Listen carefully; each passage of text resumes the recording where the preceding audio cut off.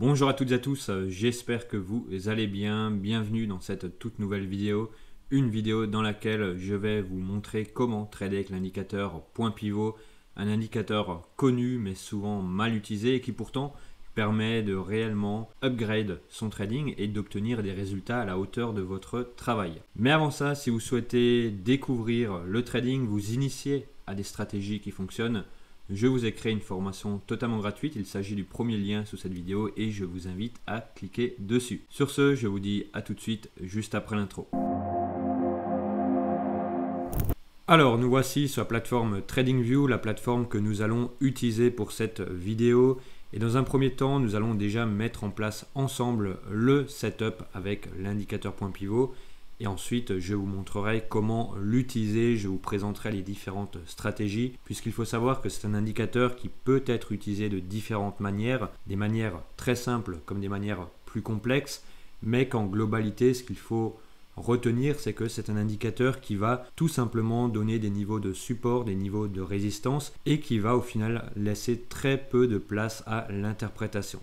Alors tout d'abord, de quoi avons-nous besoin? Nous avons besoin d'un graphique en chandelier japonais, donc un graphique comme nous avons juste ici à l'écran. Nous avons également besoin d'une unité de temps relativement faible. Ici, j'ai décidé d'utiliser le 15 minutes. Nous pouvons bien sûr utiliser n'importe quel actif, mais dans le cadre de cette vidéo, j'ai décidé de rester sur l'euro-dollar.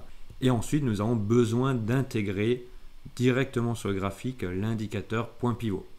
Pour ce faire, c'est très simple. Nous cliquons sur l'onglet indicateur juste ici. Nous écrivons point et nous sélectionnons le point pivot standard. Une fois que cela est fait, il s'affiche directement à l'écran. Alors nous pouvons aller dans les paramètres, histoire de vérifier qu'il s'agit bien des paramètres par défaut. Ici, nous avons le type qui est traditionnel et le pivot time frame qui est auto. Donc auto, par définition, c'est daily. Une fois que nous avons tout vérifié, nous cliquons sur d'accord et nous avons l'indicateur qui directement va se mettre sur les graphiques.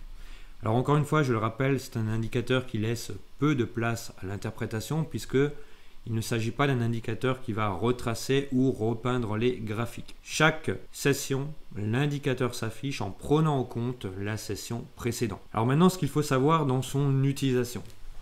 Il y a différentes manières de l'utiliser. Tout d'abord, qu'est-ce que nous avons? Nous avons le fameux point pivot. Donc le point pivot qui va être le point d'équilibre, le point de neutralité. Nous l'avons juste ici. Nous avons également, bien sûr, les résistances. Résistance 1, résistance 2 et au-dessus, résistance 3. En dessous, nous avons les supports 1, support 2 et support 3. Donc différentes manières déjà et différentes indications fournies par cet indicateur. Ensuite, comment est-ce que nous allons pouvoir l'utiliser des différentes manières possibles? Tout d'abord, si nous commençons par le point pivot. Alors, le point pivot va être le niveau de neutralité, un niveau qui peut être un niveau de support ou bien un niveau de résistance. Ici, nous pouvons le constater, le point pivot va nous donner plusieurs opportunités, notamment ici. Un niveau d'achat sur pullback, c'est-à-dire nous venons breaker à la hausse le point pivot, nous redescendons dessus et le prix repart à la hausse. Ici, nous avons également un autre exemple. Le prix vient breaker à la baisse, remonte ce point pivot, possibilité de shorter juste ici et le prix repart à la baisse. Donc déjà le point pivot, vous l'aurez compris, c'est un peu le niveau d'équilibre. Il peut être tradé aussi bien en support qu'en résistance. L'idée va être de connaître et de comprendre le contexte pour savoir s'il est plus favorable, plus intéressant à l'instant T de prendre des signaux d'achat dessus ou bien des signaux de vente. Ces différents rebonds, nous pouvons également les confirmer avec la méthode Trader Elite, c'est-à-dire faire une analyse approfondie au moment où le prix arrive sur le point pivot pour valider le fait qu'il va y avoir un rebond ou un rejet et tout simplement avoir les éléments nécessaires pour se dire « Ok, ici nous pouvons rentrer en position, mais ici peut-être que nous ne pouvons pas ». Donc ça, c'est déjà la première façon d'utiliser le point pivot. Ensuite, ce qu'il faut également savoir, c'est que de par la théorie, alors la théorie, c'est quelque chose qui peut être très concret comme très abstrait, cela va dépendre toujours du contexte, c'est que lorsque le prix se trouve au-dessus du point pivot, c'est techniquement un marché en tendance haussière. Donc techniquement, on ne prend que des achats entre le pivot et la résistance 1. Et à contrario, bien sûr, lorsque le prix se trouve sous le point pivot, nous ne prenons que des ventes jusqu'au support numéro 1. Mais ça reste de la théorie. Ensuite, nous pouvons également utiliser tout simplement les supports et les résistances comme des niveaux de rejet. Des niveaux de rejet et des niveaux de rebond pour revenir à l'équilibre du prix, à savoir le point pivot. Donc ici, nous avons déjà sur l'euro USD deux exemples très intéressants. Nous avons cette fameuse résistance juste ici, mais nous avons également ce support juste là. Donc, support que nous pouvons matérialiser en bleu. Qu'est-ce qu'il va se passer? Si on part du principe que entre le pivot et le R1, nous sommes dans une dynamique haussière, la résistance numéro 1 peut être la résistance qui va mettre fin à cette dynamique haussière. Et donc, lorsque le prix arrive directement sur cette résistance, possibilité de short dans l'objectif de retrouver le point pivot. Bien sûr, cela va encore une fois dépendre du contexte, de la tendance de fond et de la dynamique des marchés. Ici, par exemple, il aurait été possible de shorter l'euro USD, directement shorter à cet instant-là, de mettre un take profit sur le point pivot et un stop loss, par exemple, sur la R2, comme ceci. A contrario, il est également possible d'acheter le support numéro 1 juste là, chercher comme objectif le fameux point pivot et comme stop loss, le support S2, comme ceci. Donc ça va être les manières les plus courantes d'utiliser point pivot. Ensuite, nous pouvons bien sûr extrapoler sur les S1, S2, S2, S3, R2, R3. C'est-à-dire que, ok, ici nous sommes dans un marché avec une amplitude très faible, donc nous restons entre la S1 et la R1. Cependant, il existe des journées où l'amplitude peut être beaucoup plus importante. Et là, nous allons pouvoir chercher, certes, des S1, mais également des R2. Ici, nous avons un exemple très concret. Nous pouvons constater alors très rapidement que le prix arrive sur le S1, le support numéro 1. Donc, possibilité ici d'aller chercher un achat, encore une fois en prenant position longue et d'aller chercher comme objectif le point pivot, le fameux point pivot, en adaptant bien sûr le stop loss qui peut être sur la S2. Mais nous pouvons également, à contrario, encore une fois, cela va dépendre de la tendance globale. Est-ce que nous sommes dans un marché haussier, dans un marché baissier, dans un marché neutre? Cela va dépendre.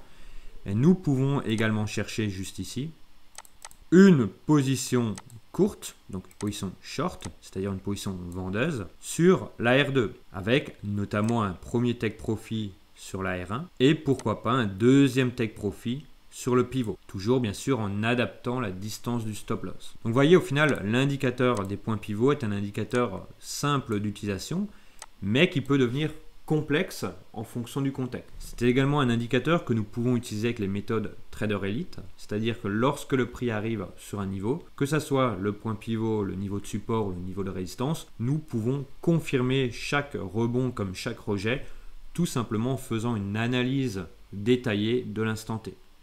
Alors des exemples comme ça, nous en avons plein. Je suis actuellement sur l'euro USD, mais ça peut être également sur d'autres actifs comme les indices, les matières premières et même les cryptos d'ailleurs, les cryptos qui s'y prêtent très bien. Ici, nous avons plusieurs exemples d'une journée notamment en flux baissier. Nous pouvons constater que le prix cette fois-ci va aller jusqu'au S4. Le S4, c'est quand même un niveau relativement loin. Ce qui veut dire une chose, c'est que à cet instant T, nous sommes fortement dans un flux baissier et qu'aller chercher un S2 ou un S3 comme niveau d'intervention, ça peut être risqué puisque le prix peut aller plus bas et on voit qu'il va plus bas, il va jusqu'au S4 voire pratiquement jusqu'au S5, donc au support numéro 5. Alors, nous avons également d'autres exemples comme par exemple ici une journée où il n'y a pas de flux ou très peu de flux, en tout cas un léger flux baissier.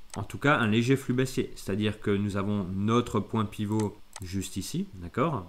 Et nous pouvons constater que durant toute la journée, le prix va venir taper le pivot comme une résistance et directement repartir à la baisse. Malheureusement, le S1 qui se trouve juste ici est trop éloigné par rapport à la volatilité du jour, par rapport à l'amplitude du jour, et donc dans ce type de contexte, il vaut mieux chercher des take profits intermédiaires ou alors pourquoi pas chercher la S1, mais en ayant des stop break-even, c'est-à-dire que dès que le prix gagne quelques points, nous plaçons le stop break-even pour ne plus prendre de risques et tout simplement essayer d'encaisser quelques points par-ci par-là tout en protégeant son capital. Nous allons également prendre un dernier exemple juste ici sur la S2. Nous pouvons constater également ici, journée en flux, forte journée en flux. Le prix ne va pas s'arrêter sur le support numéro 1, encore une fois, chose que nous pouvons confirmer ou invalider avec la méthode Trader Elite. Mais par contre, nous allons avoir tout simplement du rebond sur la S2. Et la S2, pour le coup, mèche de rebond sur la S2, possibilité de rentrer à l'achat et cette fois-ci de chercher par exemple un take profit directement sur la S1, un premier take profit sur la S1, un deuxième take profit sur le pivot, un deuxième qui pour le coup ne sera pas touché, mais le premier take profit sera touché, d'accord. Position de placer le stop loss à break-even ou légèrement positif et tout simplement prendre ses bénéfices. Voilà pour l'indicateur point pivot. Alors encore une fois, c'est un indicateur simple que vous pouvez utiliser dès aujourd'hui. C'est également un indicateur qui ne va pas retracer, qui ne va pas être interprétatif comme on dit et que vous pouvez également confirmer avec les méthodes Trader Elite. D'ailleurs, à ce sujet, vous trouverez dans le premier lien sous cette vidéo l'initiation Trader Elite où je vous initie aux méthodes professionnelles, aux méthodes institutionnelles. Et pour celles et ceux qui souhaiteraient aller réellement plus loin, bénéficier d'une formation de plus de 90 vidéos à l'heure où je vous tourne cette vidéo, d'une formation également dans laquelle vous aurez des coachings et du trading live le mardi et le jeudi, ainsi que d'un canal Discord, et bien cliquez sur le deuxième lien sous cette vidéo et vous aurez l'intégralité des éléments nécessaires pour réussir. Sur ce, je vous dis à la prochaine, prenez soin de vous et soyez prudents sur les marchés.